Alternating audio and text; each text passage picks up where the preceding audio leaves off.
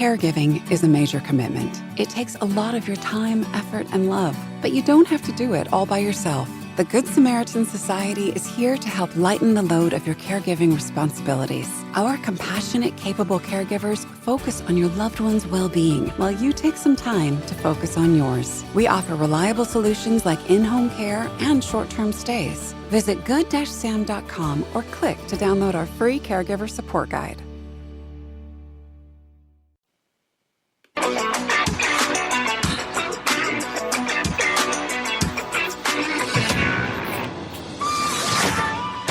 Ladies and gentlemen, I present to you live from the haunted basement, Death the Show.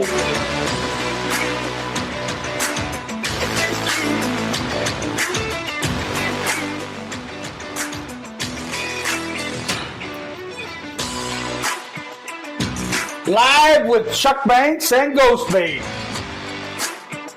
Brought to you all over the Midwest and around the world. Death the Show, Odyssey Radio Network.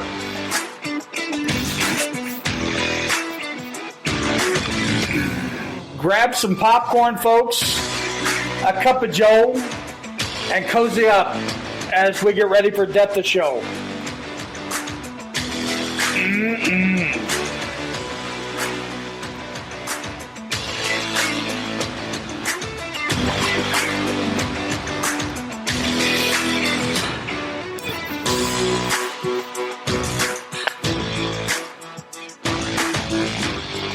The views and opinions expressed in this podcast are not necessarily the views of the host, the Odyssey Radio Network, nor Death the Show.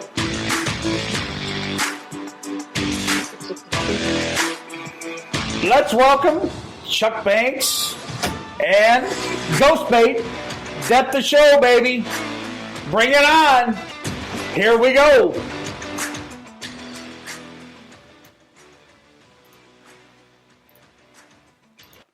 Hey everybody, I want to welcome you to another rendition, if you may, of Death the Show. Today I have the pleasure of having two team members of Short Bus Paranormal, and actually the founders of this remarkable group based out of Cedar Rapids, Iowa. We're radio only, and we're on Odyssey Radio. You're going to have to check that out, folks. It's an amazing broadcast full of a lot of great stuff, but check it out. Hey, Nick and Sue, welcome to Death the Show. Thank you. Hi. Yeah, absolutely. And you know that you two would be like, like my first couple of guests. So, and that's, we're honored. Yes, absolutely. And that's extremely important. Now, for a name like Short Bus Paranormal, I don't know about you, but I've had people message me and they're like, why are you doing this? And folks, it has nothing to do with anything that is derogatory or inflamed towards a particular group. But how did you come up with that name, especially with our new listeners out there?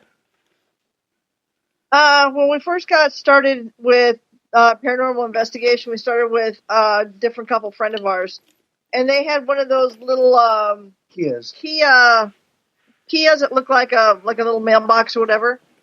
So whenever we'd go out to investigate, we're like, oh, let's get in the short bus, and that's kind of how it started. And that's truly, it's one of those things where one of these days I'm waiting to go on a trip and for us to rent one of those buses, and go across the country. It would be fun. The eyes have been looking. Absolutely. Now, looking back, you both have had certain experiences throughout your life, but let's go back with the key moment. Because we had the opportunity to discuss that a little bit last night, but the key moment that really got your interest in discovering the unknown and looking at this thing called the paranormal. Yeah. Well, I've always been a believer. I grew up in a small town in northeast Iowa, and my very good friend at the time, and still is, lived in a very active house. And at that time, I didn't know enough about the paranormal, just that it existed. I believed in the spirits and all that. And one night when we were there, I actually witnessed, we had water running that would turn on and off in the house, footsteps on and up and down the stairs. And I saw my first shadow figure. Absolutely blew my mind to see that first shadow figure. And that was the really point that got me into the interest of this, that I really need to delve into this farther and get more involved in paranormal investigating at that point. 99.8% of the planet, Nick, would say, man, I'm going to call the Catholic diocese and I'm going to have this taken care of because this is too scary. But it's almost like the curiosity kills the cat at times, especially with all of us. Absolutely. Now, Sue, what about you? When was your first experience, or did Nick kind of bring you along on this ride? Nick's the one that brought me in on it. I was the big skeptic of the group. And we had gone out to Edinburgh Manor, and I kept looking for reasons why things were happening. When the music box, purse. No, that one too. When the baker's rack in the kitchen in the basement was rattling the pots and pans, and there was nobody down there, and we were still on the stairs, that kind of had me going, But then when we went into Susie's room and the lights on her Minnie Mouse purse were flashing on and off on command, that's when I realized there had to be something more than what I could explain. And folks, those of you that can't see Sue's face, I'll just be honest with you. There are times when I'm doing some mojo and Nick's doing some mojo and Brian and everybody behind the scenes, and Sue's over there saying, man, I don't know, man. At least I get that face. So there's always a little bit of skepticism with me. I'm always trying to figure it out. And I think that's what keeps me grounded. And sometimes I think that gets you in a little bit of trouble. Like, sitting in a closet when it's dark and, there's an investigation going on and you're over there and you're quiet and Nick's like, hey, Sue, Yep. I was listening. She listens. She does that well, but it kind of worries the rest of the team when we don't get that reply back that she is okay, because she has a tendency to go drifting off. Sometimes I'm not okay, and Chuck, you know that. Yeah. Sometimes I'm not okay. And it's okay to go through those experiences, but it's like with me, I had a personal experience a couple Halloweens ago. I think it was 2020 in a location in northern Iowa. And any time that you go through those things, and I remember all of you back there, you're like, and I think Sue, you were up with me, but the rest of you are like, is Chuck trying to pull a fast one on me, or what's going on? You know what I mean? But it's scary when you lose control, and it is. It is. I've gone through it. We know you've gone through it. Everyone on our team, I think, at one point or another, has had that experience where we have lost control of what was our surroundings and what was going on with us. And it is scary. It really is. Now, you've been doing this for several years. Here's a great question, and this is a question I'm going to pose with a lot of folks, because obviously this is Death the Show, and we're not just paranormal. We're trying to figure out what's going on here on the what's going on in this veil. These things that are taking place. And here's the biggest question: what do you hope to find out in 2022, guys, that you don't know yet? What's one component when you're searching for life after death that you really want to know this year? Boy, that is a really good question. I mean, you're never 100% convinced, I don't think, even though I'm a firm believer. I think there's still that one little thing that's telling me that there is what it's like on the other side of the veil. I think we're to the point where we understand there is an other side to this, but what's it like on that other side? What is it? Is it like you see in the movies, just a well like heaven? Is there like an in-between? I just kind of what's on the other side of that veil is something, a little twinge or something of what it could be like on that side is really has my interest at trying to get to that point. The only thing that makes me nervous, though, is what on earth threw that stuff from the other side the other day, because I don't know whether I want to see that. No, that is, it's something you got to be careful for what you wish for, because what you're going to find might not be what you hoped it would be, I guess. Yeah. Well, and let's go back to an evening in the Malvern Manor, and here's Nick.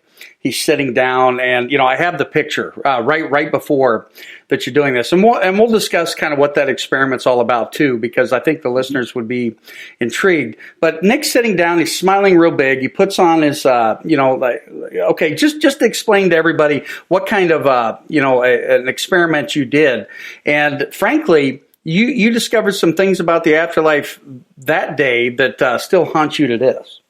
It's scared the hell out of me. I got to put it that way. That was my scariest experience, personal, not team-wise, but personal. That was my scariest experience. And what I was doing the Estes experiment. For you that don't know, you're putting on noise-canceling headphones, hooking it up to the spirit box, and you also have on a blindfold. You're limiting your ability to see and hear anything else except what's coming through the spirit box on the white noise. We were at Malvern Manor down at the end of Shadow Man's hallway. I had sat down, like Chuck said. I was all gung-ho, ready to get into this. I've done it before. I've never had any really bad experiences. I've had some other interesting experiences. I sat down. I gave thumbs up. First voice that comes through just about instantly was his voice that said, "Get out." So I'm sitting there going, this is an interesting way to start. Next thing, I'm sitting there, and another voice comes through just as clear and says, "Not yet." I'm going, okay. So I can sit around. And slowly as I'm sitting there, I'm being enveloped. You have your eyes closed. You have this face mask on, and it's dark. But I'm being enveloped in this darker than I've ever experienced before in my life. And it's wrapping around me, and it's closing in. And at the same time, I'm getting I felt like I was alone, like I was in the middle of the ocean, absolutely by myself. In this deep, dark, I was beginning to be depressed, scared. Every emotion that you can imagine, except the good ones, no laughter, no joy, were just becoming immense. And I was getting in this darkness, and I could feel it closing and see it closing on my sides. And I could tell something was walking around at the edge of this darkness. I couldn't see it, but it was just on the edge. And it kept getting in closer, and the darkness kept getting closer. And I finally got to a point where I felt like I was being crushed. And if I didn't bail out of that experiment at that time, I completely am convinced I don't know emotionally and psychologically what I would have been like when I came out of that. When I got to that point, the headphones flew off, and I took off running down that hill, and I was in tears. It affected me so much. Chuck was down at the end of the hall. He grabbed me, and he took me down to one of the other rooms, and he sat there with me for a half hour, helping me get myself back into a decent emotional state. He only left because there was another person having issues as well, and two other young gentlemen were there, and they stayed with me. But I was done with the investigation for that night. It was the most intense experience I have ever had, and that I would not wish what I went through that night on anybody out there. It was that bad for me emotionally. So if you were to calculate that experience, do you feel that you got to peek into what the Judeo-Christian world would refer to as hell? I do, because I can't remember which one of the Poltergeist movies or whichever one it was, but when the woman goes into the darkness and she's walking around, and just these bodies or these people are like walking around and walking past her. That's kind of what I felt, and that's what I was seeing, was just this complete pitch darkness. All of a sudden somebody go by.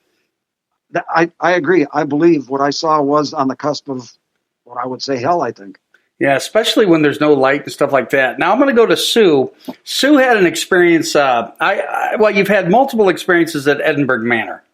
Mm-hmm. And, I would say that Edinburgh Manor is probably at the top of my list. And it was, a few weeks ago, I did kind of a spot show for Death to Show on the YouTube. And, it's definitely an intriguing spot. But when did you know that you were in trouble? A couple years ago, you went through a situation. Then also in the last 12 months, you both and some of the other team members have experienced things in Edinburgh that, man, I mean, this is crazy. And then take me back to that situation, Sue, when you thought, man, am I going to be able to get over this hump when it comes to that particular haunting? was that? You've had so many. Which one would you want, Chuck? Is this the one where I was down in the dining room, or the one that happened down in the laundry room where it then started calling out my maiden name? Let's do the first one. Let's do the dining room, and then we'll discuss the other one as well. Okay. So we had been down in the laundry room, just investigating down there, and we decided to go down to the dining room. And I was sitting at the point of being able to see down the maintenance hallway and also down the laundry room hallway. So I was right at that point. And I was sitting there, and immediately I started saying, "This is bad. This is bad. This is very bad. We need to leave. We need to leave now. This is not good. We got to go." And we didn't. We stayed. And I vaguely remember them getting me outside and getting a hold of you. And I think after you got a hold of me, then I was telling you, I was crying, I believe. I told him it was bad. I told him it was very, very bad. I told him it was not good. I remember that. But there's a lot of gray area in there. I'm assuming I walked up the stairs by myself. Well, we basically arm in arm. My nephew, Brian, better known as Ghost Bait to a lot of folks out there. Him and I basically dragged Sue arm in arm out of there to get her out of that area. Yeah. She lost a good 45 minutes in time in what she had experienced. She had completely left. It was scary for her. It really was. Yeah. And the other one was just last year. Again, I'm at a point. I can see down into the boiler room, and I can see down into the hallway going to the dining room. I'm in the laundry room, and I kept looking like to my left where the boiler room was, and again I must have lost track of time. And Amy, to the point again where we're going, Sue, and Amy said we needed to call it. Or take a break. We need to take a break. Yeah. So we went upstairs, and I brought in Amy to my left, and I could hear mumbling, but I couldn't hear words. And I was kind of fixated on just this piece of paper. And then Nick took me down to Susie's room, and I sat down on Susie's bed, and I started to cry. And I got up, and I looked at Nick. I said, "I need to leave now." And he said, "Do you want Amy to come with you?" I said, "No, I'm going to bed." So we get over to the house, and after he left, I decided I wanted Amy there with me. And I tried to text her, nothing. I tried to call her, nothing. I tried to call Brian, nothing. So I went to bed. And prior to all this happening, I've been getting called a lot. It was calling me out a lot through the spirit box, calling my name. So I went to bed. A little bit later, Amy popped her head in just to check on me, and then after I went to sleep. After that, I just went to sleep. And then it was during this whole point when Sue had left that whatever has basically, as we pretty much agreed that All Ghost Edinburgh has moved in there, was constantly looking for Sue. It was calling out Sue, going, "Sue, where's Sue? Find her." And this was coming through extremely clear in the spirit box. And we kept telling it that you cannot have Sue. Sue is protected. You cannot harm her. Boundaries are set. But you kept hearing Sue. This went on for a little while. All of a sudden, a voice comes through as clear as a bell and says, "Found her." Other room, other building, found her. Shortly before that, I forgot that. It came through and it said Sue's maiden name, which that has never been brought up. We all looked at each other like, what in the hell just happened? And it was shortly after that they found her. And I sent two of the guys from the building we were in over to the house to make sure she was all right. Briefly before that, the one guy got scratched on the back of his calf. The other guy had his ankle grabbed out from under him as he was trying to go over there. The manager just started going crazy at that point. It was crazy that night there. There's going to be people out there, especially listeners, they're going to say, sure, you're facing your fears and all that sort of stuff, but when it becomes that real, Why do you constantly go back? I mean, that's a great question. It's also a great question. Like for me, why do I've had my experiences. Why do I feel the need, to continuously try to validate or try to scientifically explain, the matters that are happening? I don't think I'm trying to validate anything, but I'm trying to make it very clear that whatever this is not going to beat me down and win this little whatever we have going on. I'm not going to let it intimidate and scare me. It's not going to happen. And I think to my side of it, my point now with what's going on there is I want to learn more of, because this building at one time had the most incredible spirits in it. They were amazing. They interacted with you. They were friendly. It had its one person that they talk about, but something happened somewhere along the line. We have an idea what happened, but there's something now in that building that we truly believe all of the other good spirits are no longer there, or they are being held completely back by whatever this is. And I'm to the point I want answers of why this came in. Why is it staying there? Why is it always asking for me? But it has its choice of who it wants to pick on, who it wants to attach itself. It doesn't do it to everybody. It just picks certain people. It's intelligent enough that we feel it. If you're there for 2 nights, it scopes you out the first night. It sees what weaknesses you have. The second night, that's what it hunts on, is those weaknesses that you showed the night before. But we're not really bringing any weaknesses. Ourselves, our team, we're not bringing any weaknesses in. But yet, there's something, or there's a reason why it keeps calling me out. But it calls you out. It calls out Chuck. I know, but I want to know why. I agree. It's just it's got one, and I think it's because we go to locations multiple times, and these spirits begin to know us more and more as well. And I think with Sue, the reason that this thing has an interest in her, with her being an empath, the children go to her. And I think this thing feels that if it can get Sue, it would have a free pass to the children. That's what I feel. But the children are no longer there. We're there, but they're not there. I think they're there. They're just not out. There's been a lot of people that I've talked to about Edinburgh Manor that seem to think that, the spirits are outside the building, and not being allowed, the original spirits not being allowed to go back in. What are your thoughts on that? I agree. I think that's the only safe spot that they can really find. I mean, we do interact with some of the spirits, but I don't think they stay in the building anymore. It may seem strange for some people to hear that, but I don't think that they even feel safe in the manor anymore.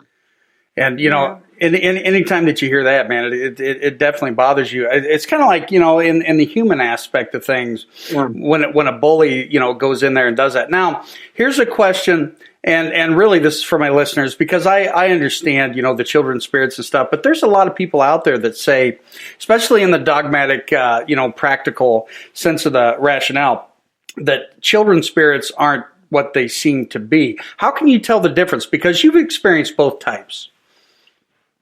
You don't know. You can't always tell the difference. But I think it's one of these over time. Like I said, we've been going there for now 7-8 years. And we spent probably the first 4 years where these spirits were really the spirits that we started to know from other investigators. You got to learn little things about them that you just kind of feel in yourselves. And then when you get another spirit to come through pretending to be, I think there's a lot of times you can kind of go in my mind going, that's not who I think it is. I think, but you do have to be careful because a lot of this stuff will try and play off as a child. I completely agree. It's really weird. I'm having some glitchy in my headset. I know the sound's good because it's going down here, but It's real glitchy for me. You're not hearing that, correct? No, it sounds good. Excellent. Sounds good. Excellent.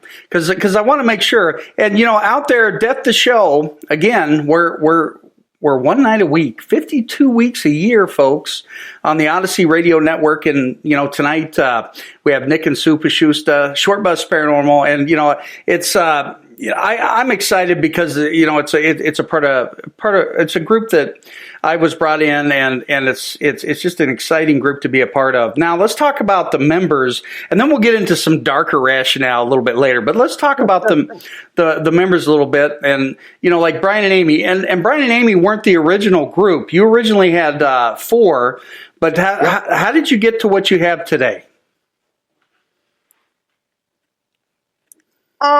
Well, Jeff and Mindy, who we started off with, they chose to kind of go off on their own, do their own thing, which, we're still great friends today. We totally support them and encourage them.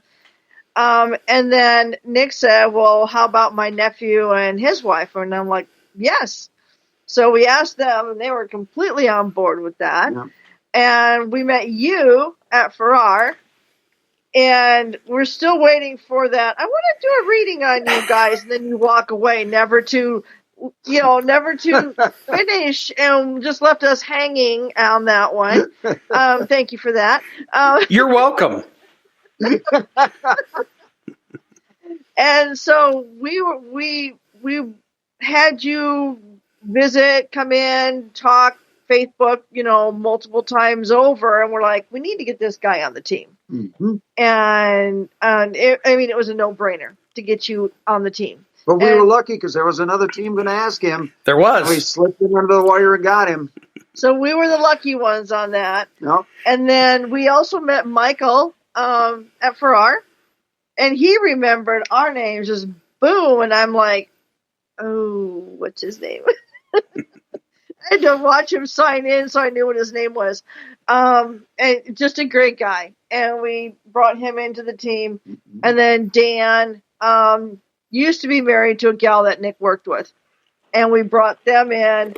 Well, they kind of split up. We kept Dan, but we got rid of her. Nice. I mean, it happens, I mean, it is what it is. You don't want that bad feeling, that could come as a result of the two divorcing. You don't want that bad juju coming when they're on the team together. Yeah, you get yourself into this one. When they're investigating with us, and if we didn't need that, so she went her way and we kept Dan. Folks, this is like the Jim Rome show, for sports, right? But we're talking about death. Death, the final frontier, stuff like that. It's an interesting topic. And, I was listening to, Rocky and his show the other day, and they were like, death the show. I wonder what they're going to talk about. And I said, yeah, and I posted in their chat room. It was kind of funny. I said, death loves all things. And then this lady just laughed. She lost it in her comments. So, yeah, it takes us all. It has. Yeah, it doesn't play favorites. Yep. Death takes us all sooner or later. It's got to accept it. Like a mantra, folks, you heard it. I'm sure that you didn't fast forward this particular, portion of the radio night. Death is the destination of finality. We are all headed towards that destination, depending on the beliefs of an. Okay, I won't go any further, but if you want to check out my books, I have a plethora of those.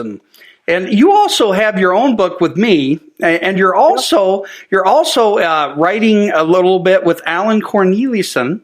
Can you talk about that a little bit? We were honored to be asked, Alan. When Sue and I started out, we were honored to go out to the Stagecoach Inn, which is in Northwest Iowa. Chris Moon and Dee and there were a group out there were having a function out there that night, and Sue and I went out to it. That place is legitimate as well, folks. It's no longer allowed to be investigated. It was been taken off the list of places to go, but Alan has written multiple books about the location, and he wanted Sue and I to help with some of our thoughts on the place. And so we gave him some input on his latest book and that stuff, and helped him out with that. And we were very honored to be asked to be involved in that. Well, I think we're well overdue on doing our next Short Bus Diaries. We're going to have to collaborate and get that rolling again. Mm-hmm. Absolutely. Because there's some newer investigations that you went on. Yeah, I mean, I had the opportunity to go to Hinsdale, New York, the Dandy House, and you had the same opportunity this past year. And so there's a plethora of great locations. Now, Nick, I want to talk about a location in Indiana that you're going to be going to. Why do you feel so called to this place? You know what? I'm not sure. There's just something about it, which is the Monroe House. I don't know why. It's just always been, it's calling. It just, something about it wants me there. I don't know what it is. I don't know. It's hard to explain. I just know that we'll be going there and it won't be our last trip there. There's something there that I feel I need that I'm going to find out when I get there. I don't know what it is, but I just have that feeling. Don't you just love when I messaged you and I said, "Oh, the Monroe House, that's dark," and then immediately I said, "Yeah, I'll go with you." Absolutely. We're going for 2 nights, so should be a good one. Oh my goodness! And then our experience at Wymore. On my TikTok, I said Whammer, but it's in reality it's Wymore, Nebraska, and that I would say that might have been my darkest experience in the past 12 months. But we got some really good pictures in that place. I've never got a full bodied apparition before, but that thing was not human. No, that's quite the location, that Stevenson building out there. It's got a lot of stuff going on in there. The whole building's got a lot of stuff, but that basement, the shadow figure activity in that basement is like nothing I've ever experienced as in that basement. You've got the one that'll bull rush you all the time, but then just them constantly moving back and forth on the backside of in that basement. It's crazy, the activity down there. Now, I'm here to tell you, folks, it's really not what's in the building. It's the raccoons that are outside the building that scare you. There's a lot of them. The one was after Chuck. I think it wanted to go home with him, I think. Well, and there was no possible way that I was going to allow that little critter. Yeah. Oh, my. Yeah, I got to say, when you're in that town at night, the town rolls up relatively early, and then the raccoons come out running the street. It's kind of it's interesting. Yeah, and you know what? They had a pretty good 4th of July show that night. They did. Yeah. Ah, man, my headset. If you're hearing some glitchiness, I apologize, folks, but it's definitely an interaction and engagement anytime that I do a podcast, because something's going to go wrong. Today we don't have Ghost Bait, but we do have Short Bus Paranormal. We got Nick and Sue Poshusta out of Cedar Rapids, Iowa. We go to a lot of these locations, and we go multiple times, and it really, it's, I feel that, we do have a stronger calling probably to help people in need, right? When you're talking about private residences and things like that. Looking back on the private residence cases that we've done, we're not going to say names or anything like that, but, what kind of experiences were you able to take out of the private investigations that you're able to establish and do things more even on our public investigations? I think it's kind of, to me, the interaction between like a private location and a public location. I think you try to understand where the two would cross over. If you go to like, why would something be so attached in a home, but then not quite as attached in a public location? So I think I try and figure out where the connection is between something like that. Why does that happen more? It seems to me the haunting can be a little different in a home than in a public location. And to me, I see that a lot, I think, in between the private and the public locations we go to. And I think that's what I see in it. Sue, what would you add on that one? Oh, in your public locations, you've got so many years and so many layers of people that have been there. In most of your private locations, that number is going to be a lot lower. And so to figure out, was this their home that they built? Was this the home that they passed away in? Was this a home where their children passed away in? Trying to find that connection as to why do they linger in that home? What makes it so unique that they don't want to leave it? So, yeah. And you look at these private cases and things like that. There are teams out there that are charging people, and they're gouging people. It's ridiculous. No. Absolutely not. No. That should never be done. No. Ever. And folks, any legitimate paranormal investigative squad that's going to go out and try to help people in need, they're not going to charge. That's just the way it is. No, it should not be done. No. If they want to make us cookies, we're not going to say no. But or if they're going to let you sit on the couch and snooze. By the way, there's I think there's 387 views on that TikTok video. Is it really? Not naming names. I hated to do it, but you saw it in my face yesterday. I was like, got to. Absolutely, you had to do it. Yeah. Man, then Brian should expect that kind of thing. I know, and you know what? I'll catch it back for that. But let's talk. Yeah. You both we drove by the McIntyre Villa and Sally House when we were in northwestern Missouri. Now you had the opportunity to do an event at the McIntyre Villa, right? Not so much an event, but we did get to stay the night. Yep. What was that? We were doing a filming for a documentary that was being done at Beatty Mansion, and we were invited to go down with some of the other folks that were in the filming to go down and stay the night at McIntyre. Yeah.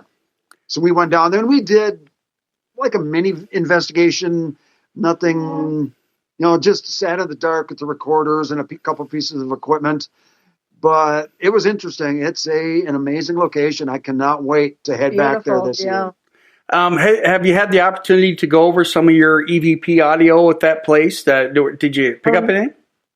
Pretty much live. We got some interesting stuff in what we call the doll room up there. And it was a lot of one-on-one conversation between John that was there with us and Sue, a lot of the children speaking with Sue again in that. I was sitting in the stairway. The shadow figures in that location are just amazing amount of shadow figures. And the ladies upstairs in the attic, they had a lot of interaction with shadow figures up there. There's about a 12-foot shadow person upstairs. There's a really tall shadow figure in that attic there that they're trying to figure out. You just opened up a can of worms, so I'm going to ask you this. Now, shadow people, or shadow person, where do they fall in the lineage that we talk about ghosts or demons or angels or anything like that? I mean, obviously it's an opinion because none of us know. Yeah. I think, you got, that's a tough one. Because, the spirit, you always figure a spirit is invisible. To me, I've always looked at a spirit, you can't see it. And I don't know where that comes from, if you coming up with the Catholic raising or what, that you never saw the spirit. So to me, the spirit and the shadow man would be just above that. He's not quite, I don't know where the crossover point is, but to me, there's that line between a spirit and a shadow figure. To me, it's not like quite the spirit going to heaven or something. It's weird. But there is, to me, a line in there for some reason. So and I'm not sure if the shadow can ever continue to make it, transfer over to being a spirit. It's weird. It really is. Or is it a spirit who is able to obtain just enough energy to somewhat expose themselves to be seen, but not so much that it's a full on. It's just enough energy to kind of give them an outline, but that's as much as they can muster at that time. Nick, I think we're going to have to pull out Mike Ricksecker sometime, and I'll have you on, and then we're going to have to pick his brain on, he's got that stuff down to a science. Exactly. I'm telling you what, the shadow phenomena, it's always intriguing. I really can't decipher, what they are. Are they were they human? I can't answer that question. Of course, that's why we're firing this show back up, because we're going to find all the answers in 2022, folks. And Absolutely. you Or know, at least one answer. yeah. I mean, George Norrie's going to have Chuck Banks on his show this next year, and he's going to be like, Chuck, it's amazing what you've done. No, not me. had to throw that stuff out. But hey, we've got about 12 minutes left. Can you believe how fast these particular? Well, we've sat in conversations and we've talked for hours anyway. So absolutely. But these places, I don't even know how you rank them, because they're all different. Yeah. But how do you compare? Like place to place to place, whether it's Mineral Springs and whether it's the Cambry House, or Malvern and Villisca and our Edinburgh Manor for that matter. How do you compare it? I mean, jeez, each place has its own very unique stamp, its own unique personality. There are certain things in each location that, for me, really makes it stand out. So everyone is unique and special for me. Oh, I agree. But some, I mean, of course, Edinburgh we go to a lot because it's the closest, which makes it easy. But for me, I don't think I have a top 5. I don't think I can't have a top 10. No, it's a top 1. I mean, I don't think, of all the years we've been doing this and all the locations, I can't think of maybe 1 or 2 locations that we've been to that I would not just say I've had a great experience at. Some experiences have been better than others. Interaction has been better at others. But they all, like Sue said, they all have their own unique stamp they want us to bring back and learn more from the locations. Yeah. And that's what I think is cool about that, is what we've experienced at these places. And also, I mean, I understand that folks out there have to make an income on the buildings and things like that. But haven't you noticed over the last couple of years that some of these spots have just grown insanely in price, and it's just not cost conducive to even go. Right. Yeah, it is crazy, and we don't mind as a team going out and spending the money at a location, but we truly like to see at least part of the money put back into it for maintenance of the place. And for the places that do put so much money back in it, we have to thank these people. Yeah. I mean, there's some locations out there that have just done an amazing job of making it safe. They're preserving history at the same time. Yeah. So if nothing else, take 1/10 of what they bring in annually and put it towards upkeep and maintenance of the building before nature takes its course and sends it crumbling to the ground. And I got to throw this out there. Dan Class has done an amazing job with his venue, and giving back to the building and putting it back into pristine shape. But we went to a lot of locations, and I won't call out the owners, but there are locations out there. It doesn't appear that they're doing the same things, and that's a little bit bothersome.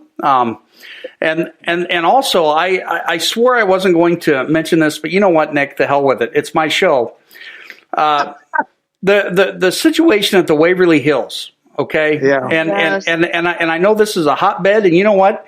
If you got a problem with it, you know what? Come on my show, and we'll discuss some things, and for that matter. Absolutely. But it appears to me that the rightful owners of this particular establishment are getting a raw deal, and I know that you feel the same way, Nick. But I'm not sure whether or not you want to talk on this venue. You can say, Chuck, shut up, man. Well, that's fine. No, I completely agree. I think Waverly Hills, if it was not for Tina and Charlie and that group of people that they had, that building would be nothing.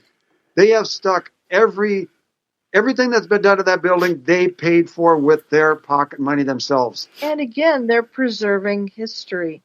And for this board that's supposed to be running the location to try and take it away from Tina and Charlie now and turn it into just nothing it's wrong. No. This is Tina and Charlie's location. It's their baby. They need to have complete control of that location again.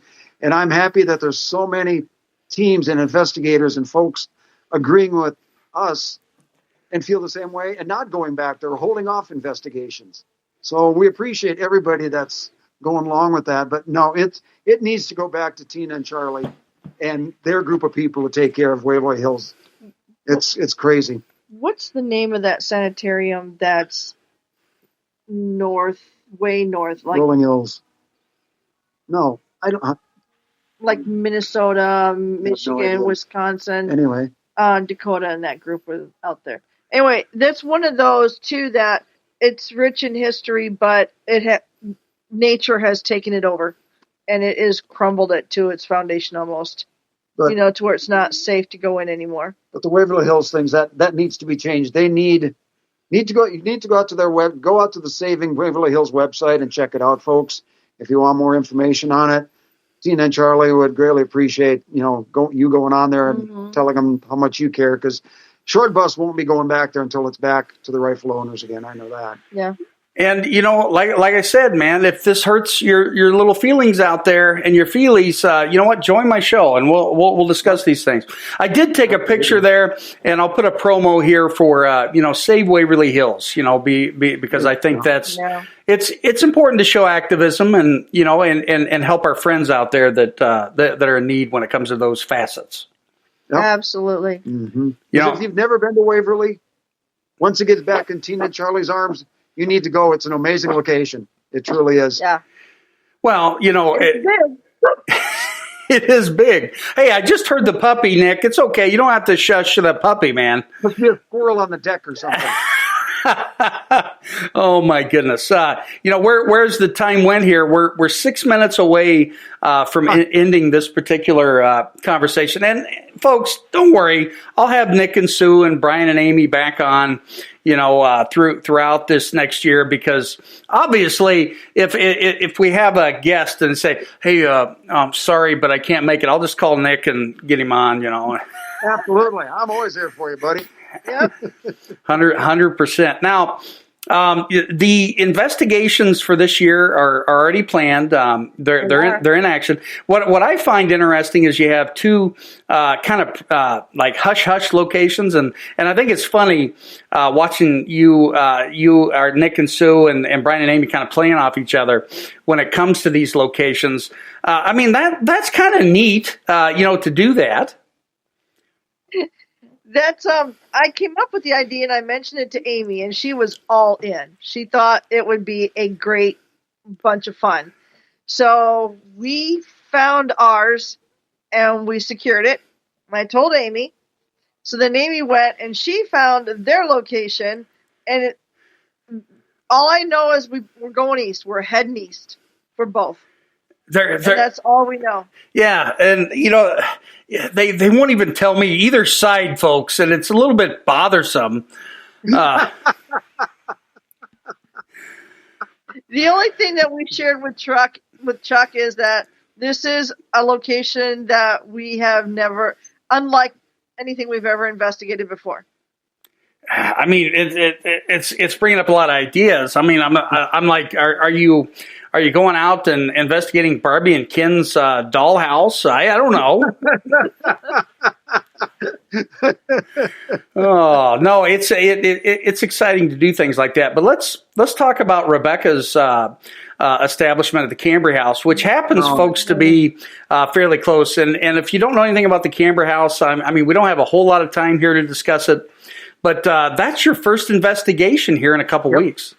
Yeah. Yep. 26th of March we head out there. Yeah. It's a great location. It's right on the Mississippi River. It's beautiful. It's beautiful. It's got all the natural things you could want, probably, in as far as spirits go, limestone bluffs, springs, the river right by it, high voltage power lines. So it really has all the things that you hear and talk about, bring in spirits and the energy. So, but it's a great location. We had a perfect investigation. Chuck he showed up a little early before the rest of us last year. He had a little bit of a woo. What's crazy, guys, is, you would think that you've seen me in action at these private investigations when I'm angry and I take care of business, but then I go to these dang public forums or investigations that you guys are doing, and lo and behold, something jars. Scares the crap out of you. Yeah. I don't know whether it was because of my panic thinking that it might have been raccoons, but it could have been.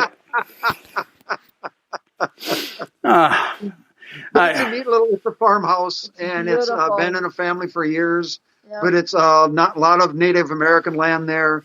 There is a unmarked Indian burial ground close to the property, so it has some amazing energies there. It's got the river, the We had cliffs. some great experiences there last year. Looking forward to making that our first trip this year. Mm-hmm. I'm telling you, and taking my nighttime cam and putting it out there to see if we can get some Native American or Bigfoot. I mean, it could be Sasquatch, I guess. Absolutely. You never know out there. Yeah. Oh, my. It's a great way to kick off the season. Oh, 100%. And, Rebecca Williamson is an amazing human being, guys. And, the Cambry House is not only a haunted location, but you can also, get married there. And you know what? If you need a reverend, I know a guy that's done a couple weddings, but, does a great job. Yeah, I do okay. I wouldn't say that it was great because, frankly, I'm kind of like Ron Burgundy, Anchorman. I'm going to read whatever they want me to. No, I'm kidding. I'm kidding, folks. No, he did a great job. All right, you two. We're getting down to the nitty gritty. Before I discuss the Reverend Tim Shaw show that'll be on next week. Let everybody know where they can follow you because you're pushing. You want to get 10,000 followers on the Short Bus Paranormal page this year. Tell everybody where they can find you.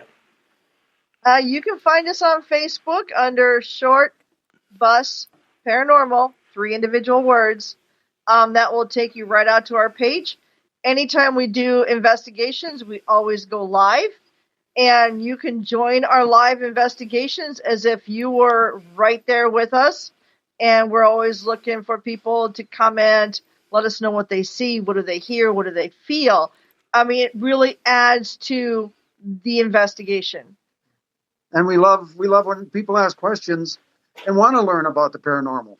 It's strange how we'll get people going, "Oh, this is a dumb question," but there are no dumb questions. Never. Absolutely not. No. We're happy to help if we can. 150%. Now, we got 20 seconds left, folks, for coming up. The Reverend Tim Shaw next week. We got the She Squatchers here in a few weeks, and I'm excited to do that. And many others. Cheryl is coming up down the show to discuss UFOs, alien life, everything else in between. Death the show, baby. We're out of here. You have a wonderful week. Get it done. Bye-bye. Bye.